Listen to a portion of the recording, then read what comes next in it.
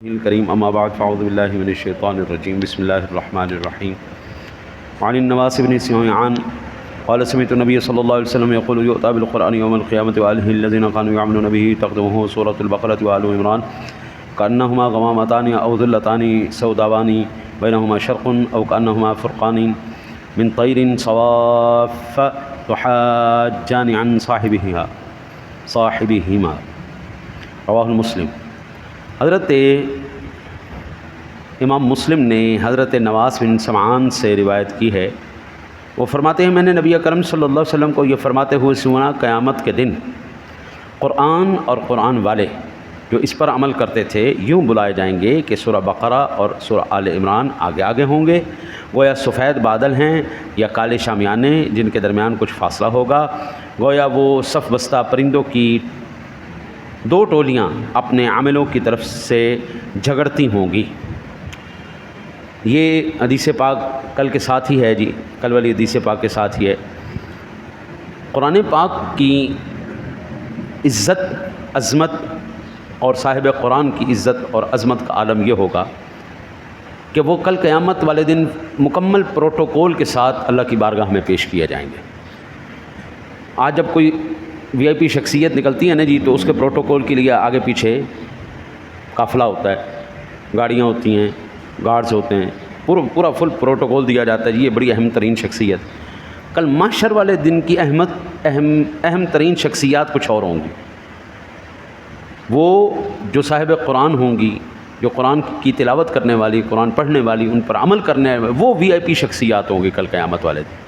اللہ تعالیٰ ان کو عزتیں دے گا۔ ایک صورت آگے ہوگی، سورہ آل عمران، سورہ بقرہ آگے ہوگی اور کچھ فاصلے کے ساتھ ہوں گی۔ جب قافلہ نکلتا ہے تو فاصلے کے ساتھ نکلتا ہے، ایک گاڑی سے فاصلہ، دوسری گاڑی کا 100 میٹر کا، 200 میٹر کا، یہ اس طرح فاصلوں کے ساتھ ہوگی۔ مخلصین کے لیے سفید بادل، کیونکہ کل محشر کا دن کوئی سایہ نہیں، اس دن سایہ ہوگا اللہ کے فضل کا، اس کے پاک کلام کا۔ مخلصین کا سفید بادلوں کی طرح اوپر سایہ کر دیا جائے گا، بھائی ان کو محشر کی گرمی نہ لگے، ان کے سروں کے اوپر سایہ کر۔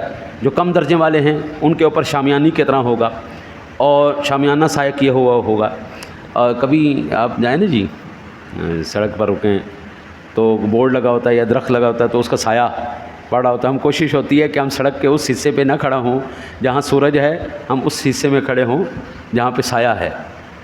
تو کل شامیانوں کے سایہ ان لوگوں کے اوپر، یہ تھوڑے سے کم درجے کے لوگ ہوں گے، جو تھوڑے سے ان سے کم درجے کے لوگ ہوں گے ان کے اوپر جس طرح پرندوں کا غول آتا ہے اور وہ سایہ کر دیتا ہے، اس طرح ان کے اوپر سایہ ہوگا۔ اللہ تعالیٰ ان کو محفوظ رکھے گا۔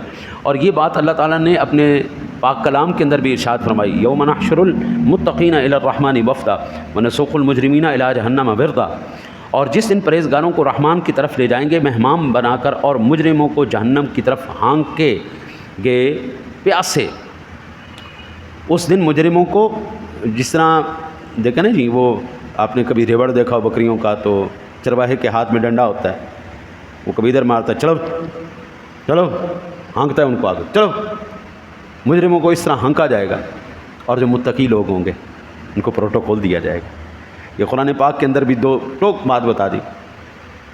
وہی بات جو میں نے کچھ دیر پہلے عرض کی تھی کہ بھائی ہمارے جو اس وقت نظریات اور سوچیں اور ہماری جو پرائیورٹیز ہیں وہ بالکل بدل چکی ہیں۔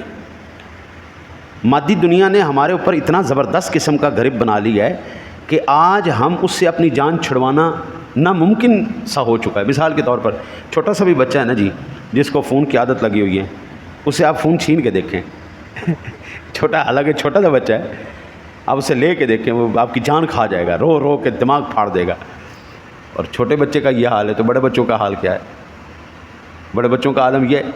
اب ہم جانتے ہیں کہ وقت بھی ضائع ہوگا، ہماری صحت بھی خراب ہو رہی ہے، آنکھیں بھی خراب ہو رہی ہیں، دماغ بھی خراب ہو رہا ہے، لیکن پھر بھی اس نے ہمیں جکڑا ہوا ہے، اس کے بغیر آپ نہیں چل سکتے۔ آج اس دور کے اندر آج کسی کے پاس جب 4 ہر ایک بندے کے پاس فون ہے، 3 فون ہے، جس کے پاس فون نہ ہو نا تو ہم کہتے ہیں اوے تیرے پاس فون ہی کوئی نہیں۔ ہاں کیوں ہے؟ ہم تعجب سے پوچھیں، وہ تیرے پاس فون ہی کوئی نہیں، وہ تو کیسے زندہ ہے؟ یعنی ہم نے وہ ایک بدل لیا اپنا، جو ہمارا جو اہمیت ہونی چاہیے تھی جس چیز کو، عبادات کو، اخلاص کو۔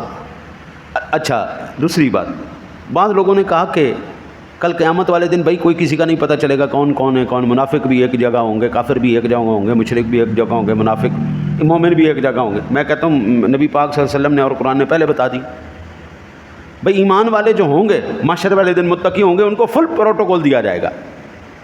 آگے پیچھے قرآن کی صورتیں ہوں گی، سورہ بقرہ ہوگی، سورہ آل عمران ہوگی، اور ان کے اوپر سایہ کیا ہوگی۔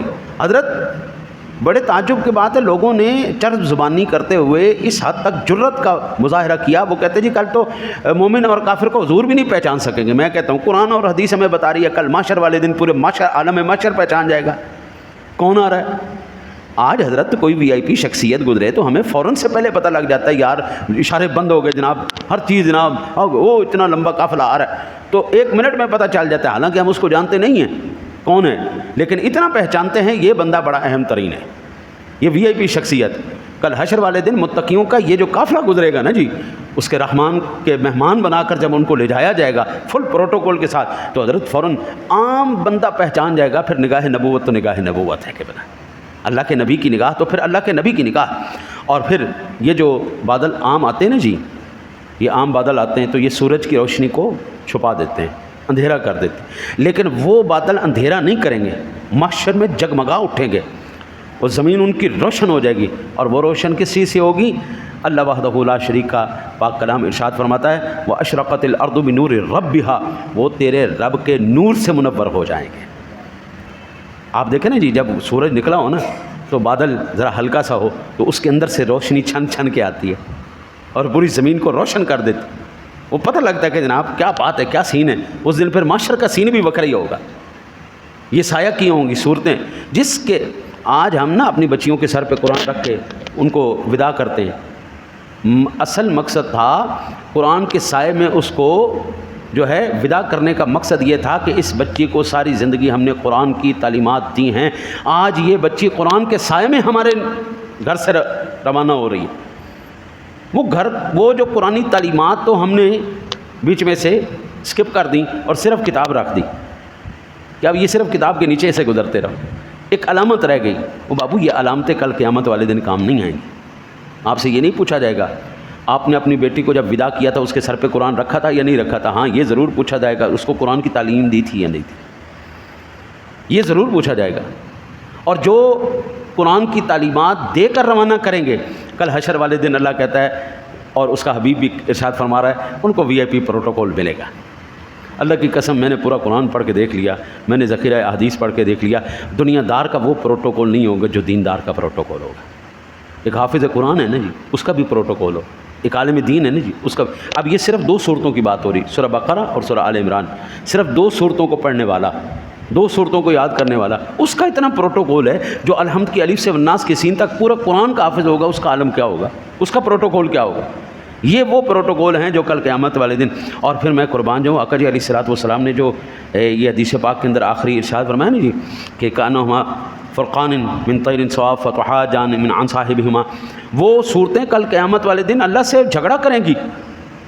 یہ جھگڑا لڑنے کے لیے نہیں ہوگا، ناز کا جھگڑا ہوگا۔ جیسے بیٹا اپنے باپ سے، اس کی ذات اونچی ہے سمجھانے کے لیے عرض کر رہا ہوں، باپ سے نہیں کہتا بابا میں نے یہ لینی ہے، میں نے یہ لینی ہے، وہ کہتا اچھا چل ٹھیک ہے یار اللہ فاٹو لے لے، یعنی وہ بچے کی ضد کے آگے باپ بھی بے بس ہو جاتا ہے۔ بلا تمثیل بلا وہ ذات بڑی اونچی ہے، سمجھانے کے لیے عرض۔ یہ دونوں صورتیں اپنے قاری کے لیے، اپنے عامل کے لیے، اپنے عالمین کے لیے یہ اللہ سے جو ہے شفاعت کا جھگڑا کریں گے۔